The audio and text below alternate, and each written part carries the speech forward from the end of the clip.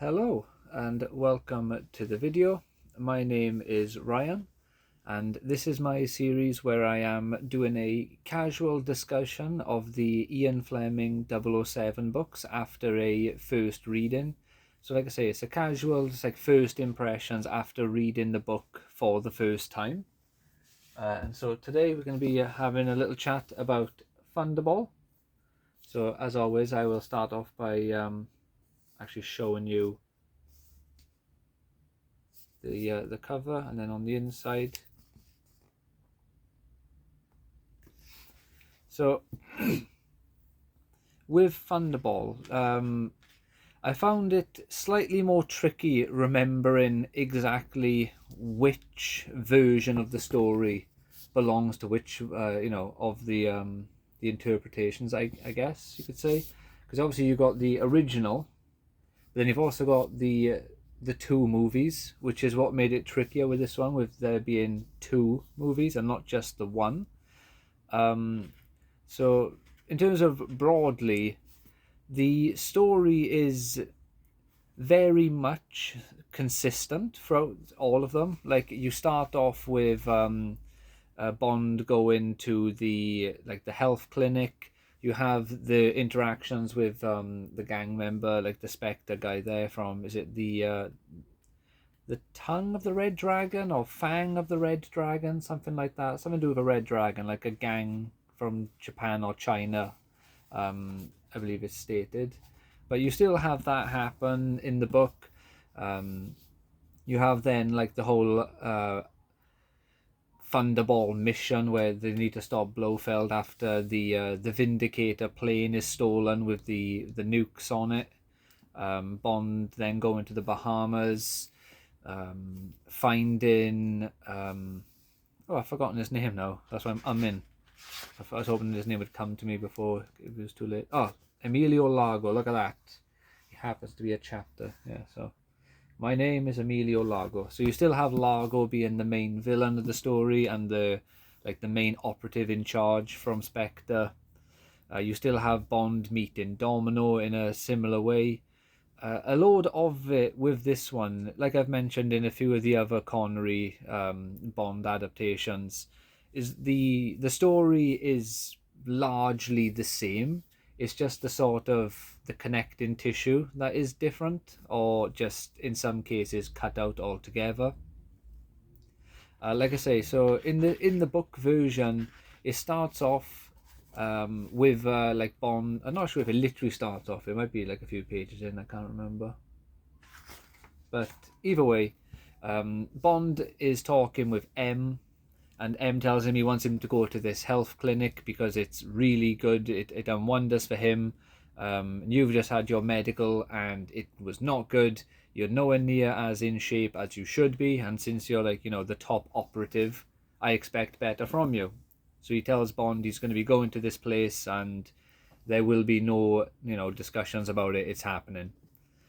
Bond then travels there by taxi. You get this interaction with a guy, or with a young boy, who is the taxi driver, moaning about, I can't remember if it's politics or just like the cost of living, but he's moaning about something. Bond then obviously goes to the clinic. They go through their business there, gets put onto his program, goes through most of the things are the same, I believe, from the book, from the movie in the book version. Just the book really just expands on it more. You see the treatments he goes through and everything, like meal plans. You still have the same interaction with that guy. Like I say, Bond notices a tattoo on his arm, and then he phones up the Universal Exports line and informs them about it, and he overhears them like he does in the movie, and so he feels he has to silence Bond.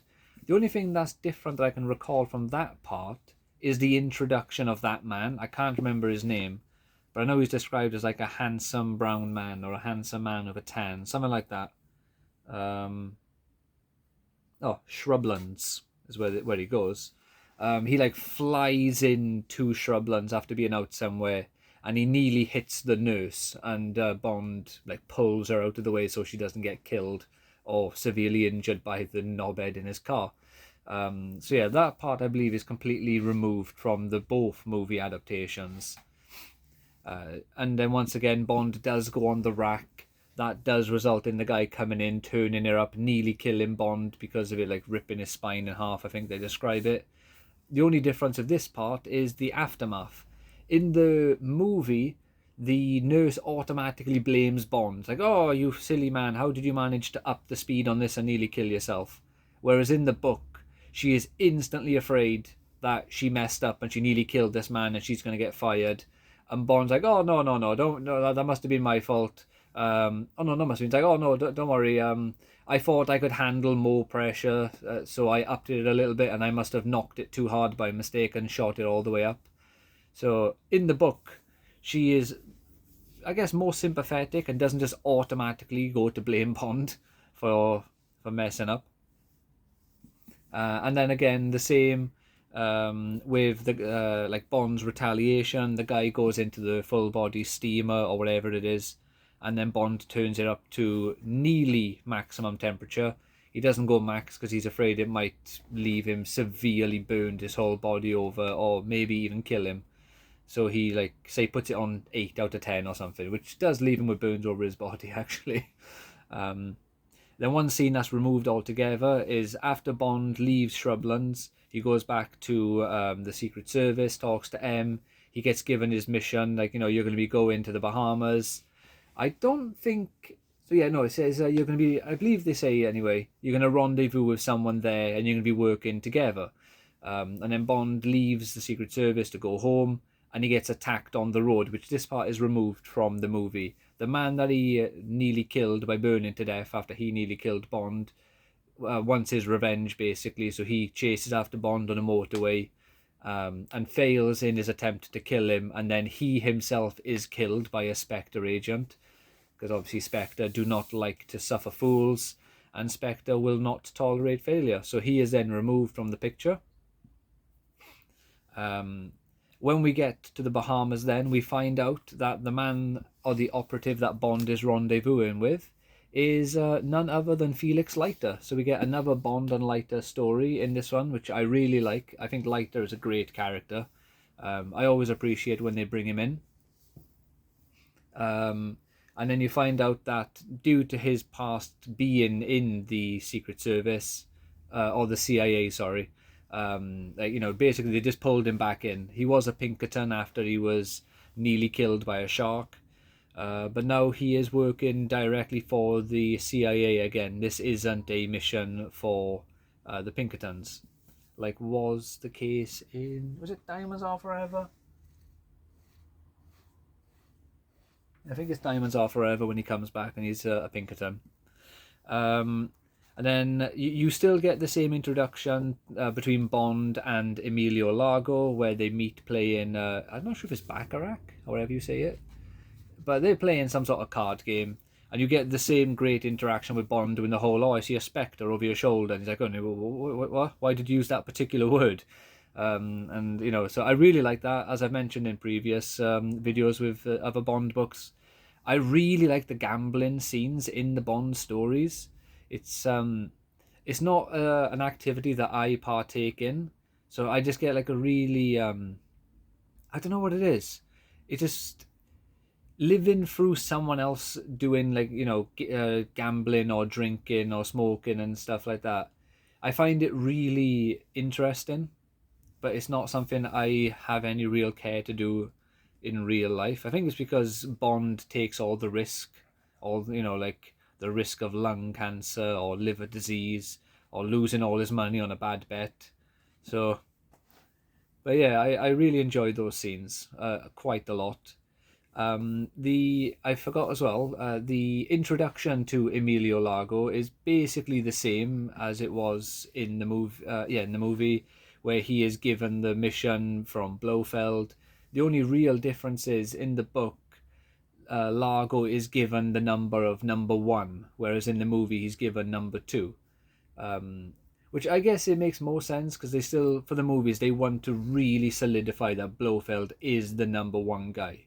Whereas in the book, it's more like, I guess, a show of respect that the person in charge of the operation is granted the rank of number one, but he still has to report to Blofeld, and he still has to, like, to check in with him and everything. So he's only number one, like as an honorific, really, not so much a, like, he is now the top guy at Spectre. Another scene that's actually removed from the movie is, I can't remember if this happens no, it'd have to be before they have their gambling session, or I don't remember when it happens actually. I'll see if I can't find it, but I'll explain it what it is now. So basically, Bond and Largo meet, and Bond pretends to be like a wealthy British man on holiday looking to buy a new home, and Felix Leiter is his I can't remember if it's his lawyer or his attorney. It's basically the same thing though. But he's there, and, like, to give him financial advice on buying the house and everything. And the house he's interested in is the one that Largo either owns or is currently renting. And then they go on to, well, like it says right here actually, the Disco Volante, which is his boat. And when they're on the boat, then they have like a tour around, like I say, pretending to be wealthy, like businessman or just a wealthy man on holiday. And that's how Bond then suspects Emilio, and very sort of definitively, because before this, they sort of investigate in to see who could be a potential suspect, and he's the only guy that they come up with. I believe it's only him anyway. So then when they go on the boat and they end up going down to like the cargo area, and they just, something off, it seems very suspicious to Bond. Also, when they go to like near the radio or the communications room, they're not allowed in there for some reason, and again, that it comes off as quite suspicious to Bond. So there's a few sort of red flags in there that makes him want to really hone in on Largo more so. Then I believe then they have their poker game at this point, after the time on the boat.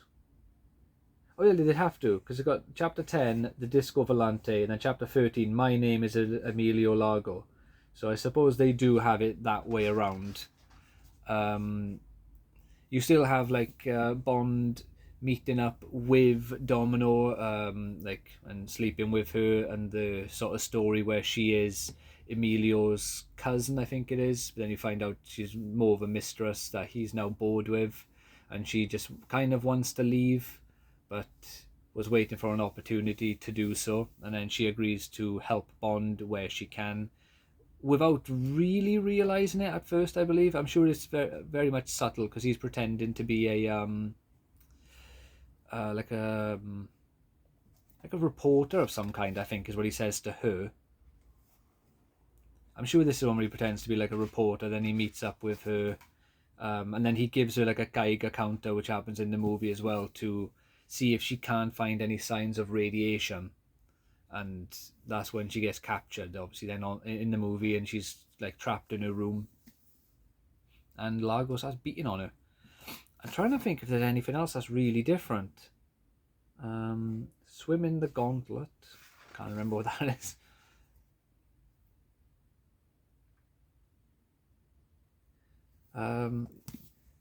Yeah, I can't really think of anything that happens in that part of the book, so I'll just skip ahead now. So like a bit more about Domino that you find out in the book is that she's looking for her lost brother. I think they were separated when they were young for some reason. I don't recall. Maybe one went with one parent and the other to the other, and she's looking for her brother. And you find out the man who stole the Vindicator and was then killed by Largo was her brother. I'm not sure if Largo knew, but that did end up being the case. So when Bond tells her that that's why she agrees to help him, they still have their like say their relationship. They have sex on the beach in the book. Was this on the beach or was it in the beach house?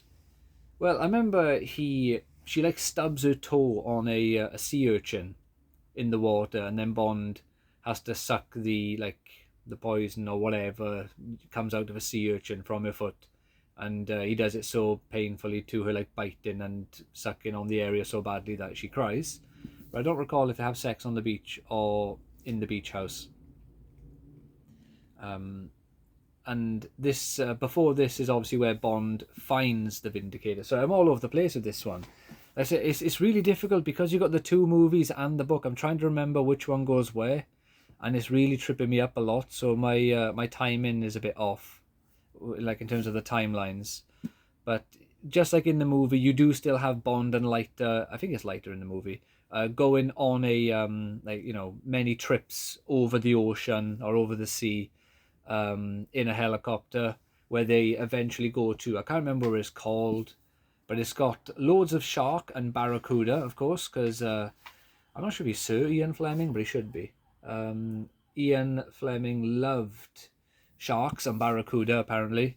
So they go to like this reef where that's where they are, and they find the Vindicator hidden under some sort of like camouflage tarp or something. Bond goes in there, finds the dead man in there, which I don't know how he got in there, because he got shot on the wing of the plane. Whereas in the movie, he just gets his air pump cut when he's still stuck in his chair. He can't get out, and he dies at the pilot's seat, basically. But in the book, he gets out all fine. He gets onto the plane wing to talk and to give whatever it is he's giving to Emilio Largo, and then Largo just kills him. So that's a slight difference as well. He ends up finds out that that's her brother, because he's told about this when they have their first interaction, which is when he asks Largo, or she asks Largo, can Bond chaperone me for the evening, basically. Then they have their first like set of chats, and they sleep together for the first time, like in the movie. And then I think it just sets up the final battle then, where they go to the underwater battle with those aqua lungs. And like the movie makes it a lot more bombastic, from what I can remember, where you got people shooting at each other with spear guns or harpoon guns all the time. You got people cutting each other's tubes so they all die. There is that sort of stuff happening in the book, but I'm sure it's a bit more small scaled in the book version of it. But the principle is still the same. The only real key difference I can remember from this point is, one, Leiter is missing an arm and he's missing a leg. So I don't think he can. He doesn't partake in the underwater session, or maybe he does. He might get an aqualung like fitted for him so he can do it. But I know at an earlier point he wanted to help with the underwater part, but he couldn't. So then Largo is killed by Domino with a spear gun, like in the movie. The only difference is in the book it happens underwater. And then I think Largo's number 2 is ripped apart by a shark or by a barracuda right in front of Bond. And I think then it kind of, like, that's basically the end of it. They've defeated Largo. They stopped whatever it was with the nukes. For some reason, I've forgotten a lot of this one. Well, not for some reason. This one, there's 3 Bond books where my life just got really hectic around the time of them, so it made it a bit difficult with reading, remembering as well. And it was Thunderall, For Your Eyes Only, and The Spy Who Loved Me. For these 3 books, just things were really hectic for me. And then you get the flash forward then, like maybe a few days later, where Bond is in the hospital after, I forgot to mention it, but he has that session where Largo is dropping grenades into the ocean after Bond went underneath to confirm, like with the Geiger counter, which that still happens. He gets obviously, really badly physically beaten up from those grenades. He gets, I think he might get spear gunned actually by Largo. I think that's why he's in the hospital.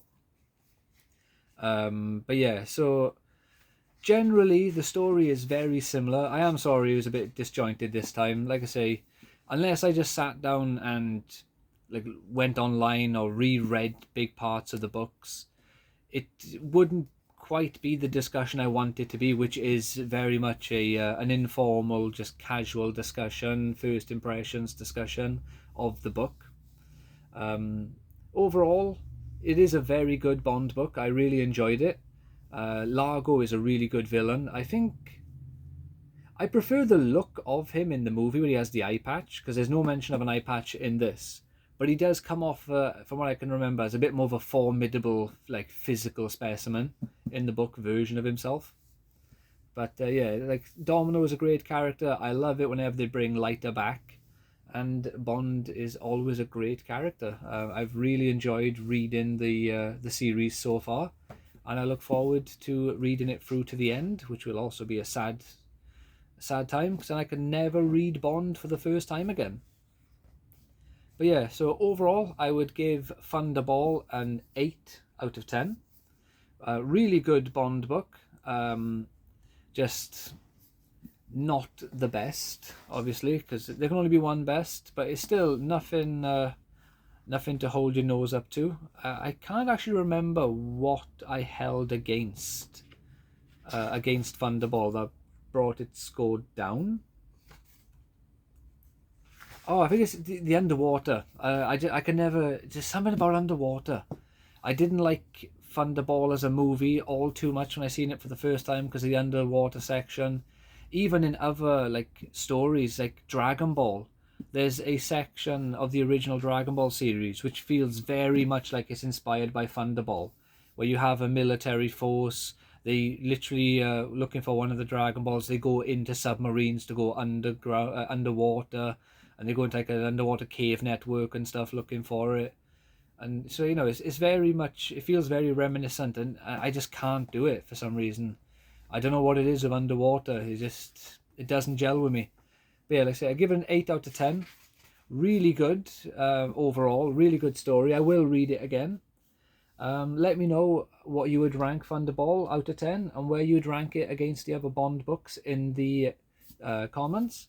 And I will see you next time with, is it The Spy Who Loved Me next? With The Spy Who Loved Me. Thank you and take care.